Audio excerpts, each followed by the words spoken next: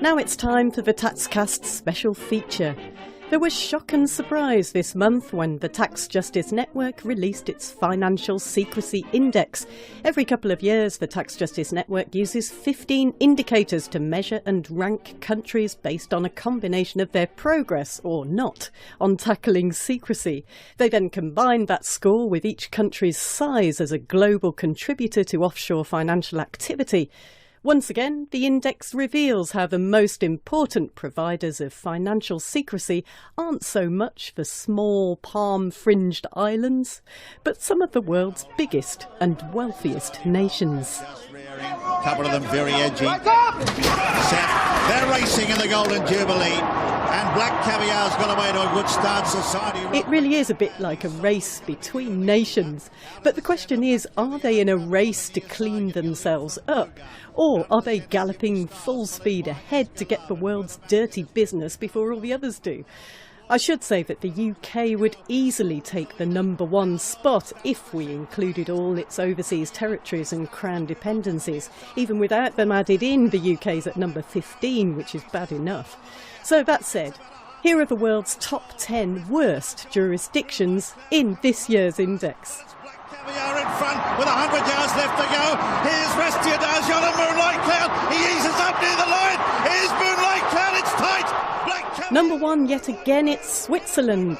Riding up just behind in second place, it's Hong Kong, that special administrative region of China. A big surprise in third place. It's the only country to actually increase its score since last time. It's the mega haven of the United States. Riding up behind in fourth place, it's Singapore, and Hong Kong was looking very anxiously over its shoulder in their direction at the finish line. Closely following in fifth place, it's the Cayman Islands, a UK overseas territory. And coming in at sixth place, it's Luxembourg. Seventh place, unchanged from last time when it was a surprise entrant into the top 10, it's Lebanon.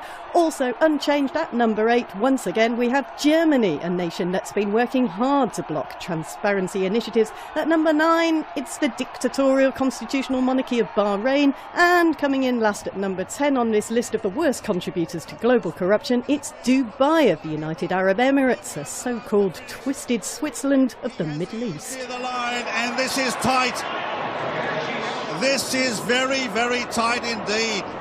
No need to stop there. There are 82 other countries in the final index, so go and check out your country's ranking on www.financialsecrecyindex.com. But let's take a closer look at some of these movers and shakers. Here's Clark Gascoigne of the Financial Accountability and Corporate Transparency Coalition talking to the Huffington Post about his country, the United States, and its dismal performance as the nation the Tax Justice Network says is of most concern.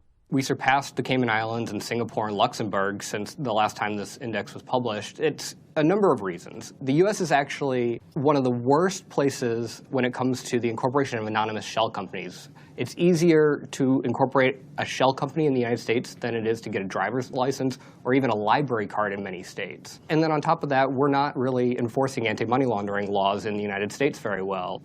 HSBC, for example, a couple of years ago laundered hundreds of billions of dollars for Mexican drug cartels. They actually passed $200 trillion of money through their HSBC New York branch without applying the legally required anti-money laundering controls. And not a single person at HSBC was indicted or sent to prison. And it's ironic that the United States has been very effective in defending its interests against foreign tax havens with laws like FATCA, the Foreign Account Tax Compliance Act, designed to track down hidden accounts of their own citizens overseas, especially in Switzerland. But they're not so hot on helping other countries find and tax their citizens' offshored stash in the United States. We don't tax non-resident alien deposits in the United States. So if you're a foreign citizen and you put money in the United States, you're not going to be taxed on that in the U.S. So there's a lot of reasons to open up companies here. And actually, the World Bank did a study a few years ago and found that when you're a corrupt dictator or kleptocrat in a foreign country, the United States is actually the #1 destination where you're going to open an anonymous company offshore. A couple of academics from Brigham Young University, UT Austin did a study recently and found that the U.S. is the second easiest country in the world after Kenya. If you're a terrorist or corrupt official or criminal looking to launder your money, to open an anonymous company to do so we're very bad at sharing tax information with foreign countries on foreign residents who have deposits in the U.S. The world has moved towards the exchange of information on an automatic basis. 100 countries have signed up to this, and the U.S. is still sort of trying to collect information on our own tax evaders without reciprocating, and the world is not going to cooperate with us unless we're playing ball. Nearly 2 million corporations and limited liability companies are formed in US states each year, many by foreigners, without the real owners ever being asked to prove their identity. US legislation on greater transparency has been fiercely opposed, as you can imagine, by states like Delaware, Nevada and Wyoming. The Tax Justice Network's Markus Meinzer coordinates the Financial Secrecy Index research. It's really of great hypocrisy how the United States have managed to lash out at the tax havens worldwide. And to be honest and to be fair, we owe the United States a lot in that respect. It has proven great leadership in that regard. In some way, it has managed to break open the Swiss banking secrecy, which would have probably not come about without the United States. But now to stop short of really playing ball, the United States itself is not acceptable. The current political situation and climate in the US is so hostile to moving anywhere nearer full-fledged membership of the international community and is geared towards US first, US interests alone and above everyone else's. And I believe this is the high time now for European Union to start taking serious action to bring the US back to the negotiation table and to, for instance, introduce 35% withholding penalty tax for anyone that is investing in the European markets, in the financial markets, but is not willing to fully reciprocate that data. This is only fair and proportional since the United States do exactly the same. They have in their federal law this kind of penalty withholding tax. If the European Union want the US really not to become the mega tax haven of the 21st century, then we should be very clear about this requirement, and this is the only language, I'm afraid, the United States at the moment is willing to understand. The economic power European Union yield in that respect can be used to bring the United States back to this sensible reciprocal agreements. Right, and it hasn't got behind country-by-country reporting either for corporations to publicly share how much tax they're actually paying in each country they operate, something they would themselves benefit from, since an estimated $150 billion a year is lost to the US Treasury that way. Let's talk about Germany now, Markus, because they're a big surprise too. Number 8 on the Financial Secrecy Index. It's actually one of the world's biggest secrecy jurisdictions, a safe haven for dictators' loot assets of organised crime, proceeds of tax crime and other illicit financial flows from around the globe. It's not really the impression that most of the world has ever had about Germany, is it? Germany has managed to fly under the radar, but undeservedly, really, with data of the German Bundesbank, the German central bank. I'm showing in a recent book that Germany's assets in the financial system that bear tax-free interest held by non-residents amounts to 3.1 trillion euros. This is a tremendous amount of money that is stashed in Germany. If it was subject to German withholding tax, as domestic residents would need to pay, the tax lost amounts to 21 to 24 billion euros a year. And only 1% of that money is also reported back currently under the European Information Exchange System to the tax administrations of the home countries of those investors. What is more, and what is really outrageous, in my view, is that tax evasion, if committed abroad, in Germany does not count as a predicate offense for money laundering. So if I come to a German banker and I want to stash €1 million, and I tell the banker this is money that I evaded tax on and I want to continue evading tax on, and I come from South Africa, from Argentina or from Thailand, the German banker can accept that money without being at risk of being prosecuted at all. He's not committing any crime by taking this money. A banker can even accept in Germany money if it comes from embezzlement, blackmailing a dictator, someone looting their country. This is outrageous, and I think few people understand that. And this has led to a great hole in the European and OECD efforts in countering these kind of illicit of stolen monies worldwide. Switzerland, Luxembourg, Great Britain and the US are far better and have confiscated and repatriated sums of foreign dictators who stole unashamedly money from their populations. Not so Germany. Germany has not frozen any single cent between 2006 and 2012 of such looted money from abroad. And this has to change. And Germany's been very active as well, haven't they, in trying to block moves towards public registers of beneficial owners. That's the real owners of companies, an agreement which some European partners are trying to get together. That's right. Germany was at the forefront of leading the opposition to that. And we have this problem that Germany plays in Europe a very devastating role. It is playing a similar role as the United States is playing internationally, the role of a spoiler, playing delaying tactics. And we observe that, most importantly, in a current very important initiative, a new directive is on the way at the European Union level, the Shareholder Rights Directive. It's in early stages. It is just entered the tripartite negotiation at the European Union level. But Germany has already positioned itself against the requirement that is currently part of this directive for companies of all sectors to publicly disclose reporting financial data on a country-by-country reporting basis. So we have the risk here of Germany really spoiling again the party and stopping the modest leadership role the European Union has been managing to take in the last 2-4 years, with some transparency reforms being really pushed from Europe and hopefully rippling out throughout the world. OK, and this time, as last time, Switzerland is in the number 1 ranking in the Financial Secrecy Index. The Swiss Banking Association, they're not really pleased about this category of number 1 spot.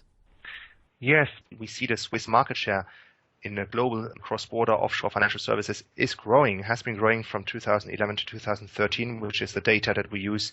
So the Swiss do have indeed a lot of homework to do for improving their record in secrecy terms. The argument that Swiss would be now clean and tidying up their act may be truer for some countries, but for the vast majority of the planet's population, this is not true. Switzerland applies what we call a zebra strategy. So there's white money for the powerful and influential countries, while there's a deliberate strategy in attracting, in making good the loss of dirty money from emerging economies and developing countries.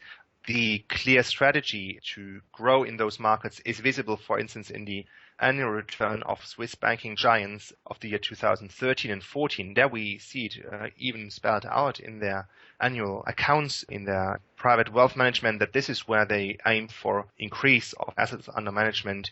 And the source of that increase is to be coming from those emerging economies, the 3 southern continents, Africa, Asia, and Latin America.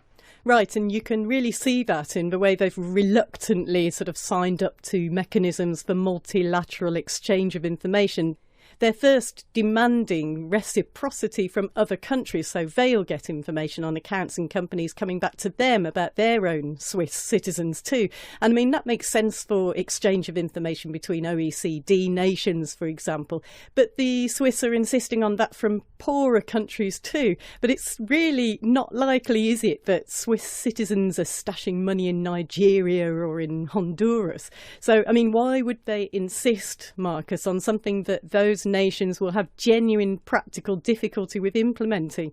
I mean, unless they're protecting their own banking sector's interests in emerging economies, right? That's right. The general standard of the OECD on automatic information exchange does allow this kind of hypocrisy to persist, in that only when a country is reciprocating fully will it be eligible for actually receiving data under the multilateral platform, at least. And this is where the developing countries are the ones who lose out, and will, for a foreseeable future, many countries will have considerable trouble in getting the systems in place, getting the complicated rules. These are hundreds and hundreds of international legal speak that this standard consists of. And now imagine this should be translated into the domestic legal framework for the sake of nothing, because really in Nigeria, there's no Swiss resident or German resident or US resident hiding its money in Nigeria. So I think the most important fundamental point with Switzerland is that the Swiss have announced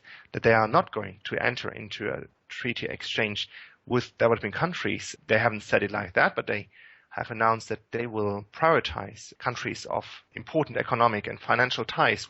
And they have already announced that they are going to be able to move only very slowly in expanding the network. And this is hypocritical to argue that way. We have, in the Swiss case, the country with the highest technological capability base across the world, probably the people and the capacity and the technical expertise to make this happen, really to do this in one stroke, in one go, instead of salami tactics here being applied by the Swiss government.